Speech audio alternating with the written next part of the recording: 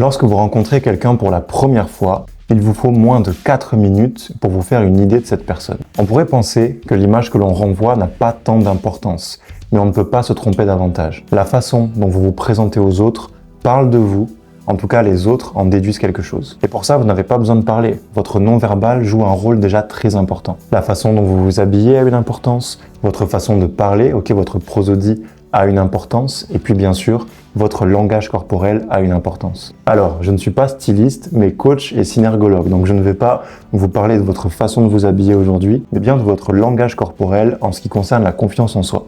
Ça marche? Je vais donc commencer par démolir une idée préconçue. Cette idée selon laquelle vous pourriez duper vos interlocuteurs en utilisant votre langage corporel pour renvoyer finalement l'image de quelqu'un qui a confiance en lui ou en elle. Alors parlons peu, parlons vrai. Oui, certains items corporels renvoient une image plutôt de confiance que l'inverse. D'ailleurs, on les utilise pas mal dans la prise de parole en public. Voyons ensemble ce qui peut être utile. Au moment de prendre la parole en public, le fait de se tenir droit est important. Évitez les gestes parasites, utilisez vos mains pour imager et structurer votre discours. Oui, certaines postures, on le sait, peuvent aussi renvoyer une image de confiance et de sachant, comme le fait de positionner les mains comme ceci. Est-ce que tout ça vous aidera à renvoyer une meilleure image de vous, que ce soit en entretien d'embauche ou lors d'une prise de parole par exemple?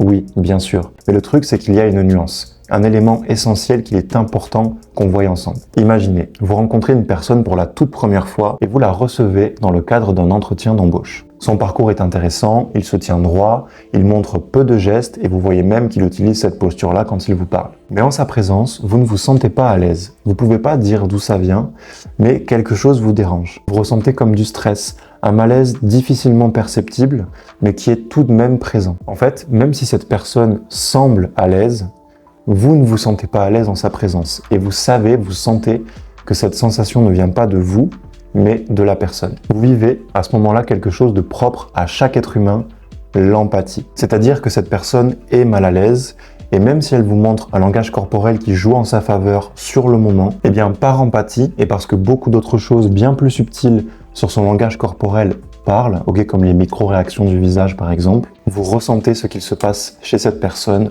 au-delà de ce qu'il vous montre. Donc oui, bien sûr, il est intéressant de travailler à ce que notre gestuel soit un atout pour nous, notamment pour prendre la parole avec aisance par exemple. On sait aussi scientifiquement que le simple fait par exemple de se tenir droit, influence notre état interne. Mais comprenez bien que votre langage corporel au global réagit à ce que vous vivez intérieurement et parfois même avant votre conscience. Donc la clé finalement pour dégager plus de confiance grâce au langage corporel, grâce à votre langage corporel, ça ne va pas être de travailler directement sur celui-ci, mais travailler directement sur qui vous êtes et sur votre confiance en vous. Et je peux vous dire que je constate ça très régulièrement en coaching par exemple. Lorsque j'accompagne une personne et que cette personne avance, qu'elle prend confiance en elle, qu'elle apprend à se connaître, qu'elle gagne en estime d'elle-même, son langage corporel évolue, sa façon de se tenir évolue, sa façon de parler est différente. Le paradoxe ici, c'est que plus vous lâcherez prise sur votre langage corporel, finalement, plus celui-ci sera aligné avec qui vous êtes